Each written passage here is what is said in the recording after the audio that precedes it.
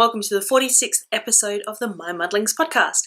I am your host Julianne, and I'd like to welcome new and returners to my podcast. Thank you so much for joining me today. I don't have a ton to talk about today. I have just put up on the screen about our knit along that is running over in the MyMuddlings podcast group. If you'd like to join us, you are welcome to. I don't have a lot of battery on my camera today, plus I don't really have a lot to talk about.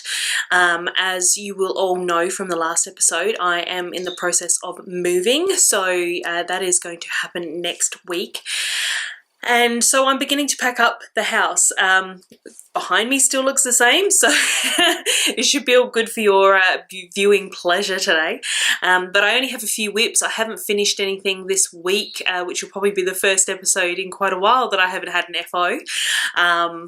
So yes, I'm going to kind of get on with this, try and get this recorded quickly and edited so that I can upload it and yeah, get back on with all of the work that I've got to get done.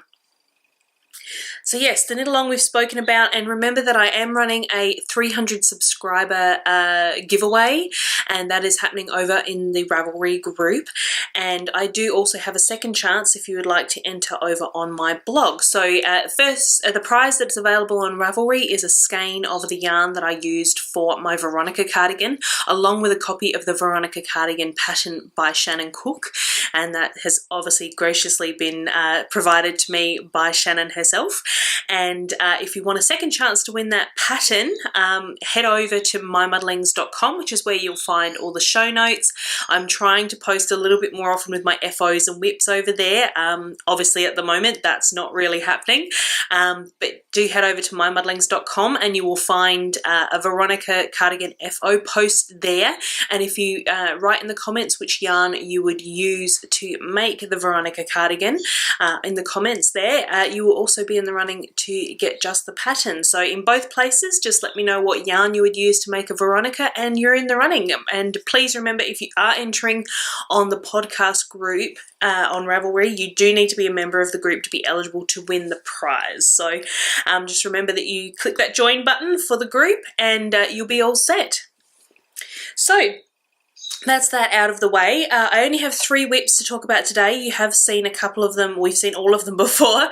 The first one is my Dragon Tears fingerless mitts. Now, we saw this one last week. That was the finished one that I have done. And this is a pattern by Ashley Konecny. I don't know if that's how it's said. I'm sorry. But obviously the links will be in the show notes. So that's the first one that I did, and I'm only really using her pattern as a base sort of guide on how to do the crocodile stitch, which is what creates the scales. And I've just kind of riffed it on my own, and unlike her pattern, I've kept the scales going down to the base of the hand. So that was the first one. I have been working on the second one this week, but I think I'm going to fail quite substantially at Yarn Chicken. I did weigh the ball and split it in half perfectly, but because I guess this is a little bit of a, it can be thick and thin in places, this yarn. I don't know if you'll really be able to tell on that small amount because it's a single yarn. It can be a little bit thick and thin, so I'm wondering whether, yeah, that's kind of messed with the yardage on each half of the ball. But I've gotten this far, so it's, I'm just a little bit short for that single crochet section and the picot bind off, and all I have is this much yarn. So I don't think I'm going to make it, so I'll probably have to go as far as I can on this mitt and then rip this one out to match. But that's fine. I've kind of put these aside just for the moment because it's going to take a little bit more brain space than I actually currently have, because with the move I'm just all over the place. Yeah, my brain isn't functioning very well. So yeah, that's going to be put to the side just for the moment. Possibly until I move. I don't know. I might one of these nights have a bit of brain power and be able to work on that. But for now, these are going in timeout. So they're beautiful, but yeah, I'm a little bit bummed about not being able to make them identical at this point. So the garbage truck is quite early today. I've just paused while he's been going across the front of my house, but he's just next door now, and he'll be going around the street. So if there is a truck in the background, I do try and cancel out the background noise, but if you do hear a truck, I do apologise.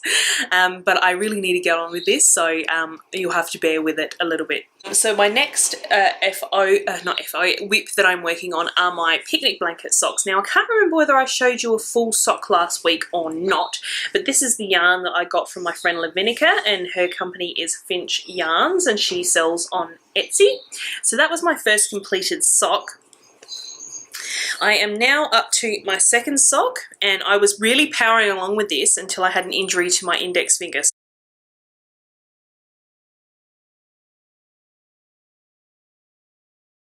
So my knitting has been put on the back burner for the moment. If you follow me on Instagram, you'll have seen that I posted my mitts the other day on the Lovebird Lane account, saying that I can't actually knit at the moment, and that's because, I don't know if you can see it, but on my index finger here, I was tying off a skein of yarn because I was packing up all of my yarn, obviously to move, and I had a ball of yarn that I thought I'd better skein just for travel and storage and things like that. And as I was cutting a tie to tie my skein, I snipped through the pad of my finger with my scissors. So I have quite sharp craft scissors, so yeah, it just went straight through the pad of my finger, and it was like a car crash. It's like I knew it was happening, I could see it coming, but you know how everything sort of slows down and you're like, uh-oh, no, but it was like, it was too late for me to make any kind of reaction, and just the scissors just went straight through the pad of my finger. So it was actually quite deep, and it's healed up really well. It was actually quite a lot wider, sort of a longer cut than it looks now. But yeah, yeah, it was quite deep. I bled quite profusely. But because it was such a clean cut from sharp scissors, it's just sort of sealed up really easily. So, but I don't want to, because I noticed knitting, I push down on both. I use this finger to push that needle, and I use this finger to push the other needle. So I noticed that I use this index finger, which I didn't think I did. But I don't, especially because I use higher sharps. Yeah, higher sharps, and I don't want to inadvertently have that really sharp tip go into the cut and make it worse. So sorry if that grosses anybody out. I know some people are a bit iffy about cuts and blood and things like that, but yeah, TMI. Go figure. Yeah, so I don't want to inadvertently put that needle through my finger and, you know, open up the cut again. So I've put these on the side. So I've got a full leg, I've done my heel turn, and I've just sort of, I'm only a couple of rows, I think, into the foot now. But yeah, once I can knit again, I'm really into my sock knitting at the moment. So I was actually hoping to have these done this week, but clearly because I cut through my finger on Monday, I haven't been doing any knitting since then. So I've still got quite a bit of yarn left. It's beginning to get a little bit unruly there in its ball. But yeah, hopefully those will get done pretty soon. They might even be my first FO in the new house. Who knows? Or maybe I could even get them done before then if my finger heals even better than it is currently. And the last thing really to talk about is I've been working on my Crazy Beautiful blanket again, and I balled up because I'm sitting on it. It's getting quite big. I did want to do about a double bed size. I believe I was going to try and make it to. So I haven't actually measured it, so I'm not quite sure how big it is, but it's getting really big. Let me try and just get this yarn sorted because I don't want to rip a whole heap out of the ball. So yeah, it starts down there, and now it's probably about a single bed width now, I would say. I had some Gumi 50, some Berger de France Gumi 50 left over from a couple of pairs of socks that I had. So I had quite a bit of leftovers, obviously, because you know you need, it's more than one 50-gram ball to knit a pair of socks. So I had leftovers from 2 balls, and so yes, that's what I've been working on, is this black and grey here. That is I think it's Imprim Grim. or Grise, Imperial Grise is this colorway here, and I'm now working on Imprim Azure. So they're both Gumi 50. So all I did was just magic knot them together, and I just made a ball, and I'm just crocheting from that. And because my mitts are in timeout, this is getting more love. So this is what I've been working on tonight. I can't knit, and my plum mitts are in timeout, so Crazy Beautiful is whatever it's been at.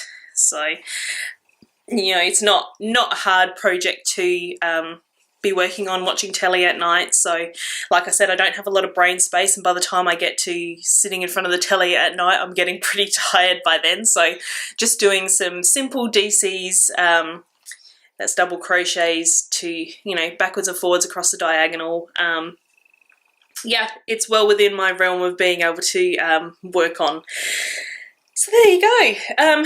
Crazy Beautiful is being worked on again. So, and that's all I've been working on. Pretty much it's just all about moving. So my bond's been paid, our first week's rent has been paid. We pick up the keys next Tuesday. Well, I pick up the keys next Tuesday. Power's getting connected on Wednesday. So I'll be starting to just go over and clean up the new house and make it ready for us to move into, and start moving smaller things that I can carry and lift on my own, and take Dogface, who's sitting over here next to me, over so that he can get you know, acquainted with the new house, get to learn its smells and things like that, just to make him a little bit more comfortable. So I'm hoping to take him over pretty much every day next week when I do have the keys, just so that he can kind of get used to it. Granger is quite an insecure dog, and needs a lot of reassurance. Which is funny really, because he's not an anxious dog. Like fireworks and thunder and things don't bother him at all. He just sits and, okay, there's a noise. But things like people leaving and moving house and things like that is what kind of sparks his insecurity. So I'm hoping to take him over there every day just to get him used to the property, get him, yeah, so he can learn, you know, check out his new backyard and that sort of thing. And so we'll be in there living in the new house next Saturday. So the 5th of August will be our first night there. So I'm pretty excited about that. Simon and I have been doing really well getting the garage cleaned out. There is still, we're probably two-thirds the way through it, so we did pretty well last weekend. But yeah, we've still just got that little bit to do, and I'm not quite sure how we can get rid of some of the stuff that's in there, because it's mostly Simon's stuff. So, but he has been doing really well. I'm really proud of him. He's been quite good at getting rid of things, so that's really good.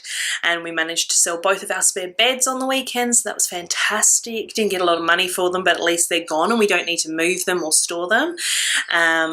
So yeah, things are going really well for the move. We've got a hard refuse, which is basically things that are too big for your bin and that kind of thing, probably stuff you'd take to a dump. We don't have a trailer or a car that can even take a trailer. Here comes the truck again. Yeah, so the council here does hard refuse pickups. I don't know whether that's the same everywhere else. In Australia, probably it is. So yeah, we're having that taken tomorrow, having a bunch of old gym equipment go that doesn't even work anymore, that we've just been holding on to for too long. Got rid of an exercise bike on Gumtree over the weekend as well. So yeah, we are clearing out and it's fantastic. I'm so excited. We need to get rid of our dining table now, so I'm going to clear that off today and take some photos, get that up on Gumtree as well. So yeah, it's all go, guys. And like I said last week, I will not be podcasting next week because obviously I'm going to be moving. So hopefully, fingers crossed, it'll just be that 1 week off and you will see me in new surrounds. So say goodbye to this background and the wall, especially in the door, because that will not be in the next podcast because I will be in my new house. So so yeah, I will keep you posted. I will be having a big business, you know, Lovebird Lane craft business room in the new house. So it might be a little bit dark for podcasting in there, so I don't know whether I'll be podcasting in there. Yeah, stay posted. I will see you in a couple of weeks, fingers crossed, that I will be sorted enough to be able to podcast the week after next. And I hope you guys all have a fantastic couple of weeks, lots of happy crafting. Please take care of yourselves and go gently, and love to all. And I will see you in a couple of weeks. Thanks for watching. Bye.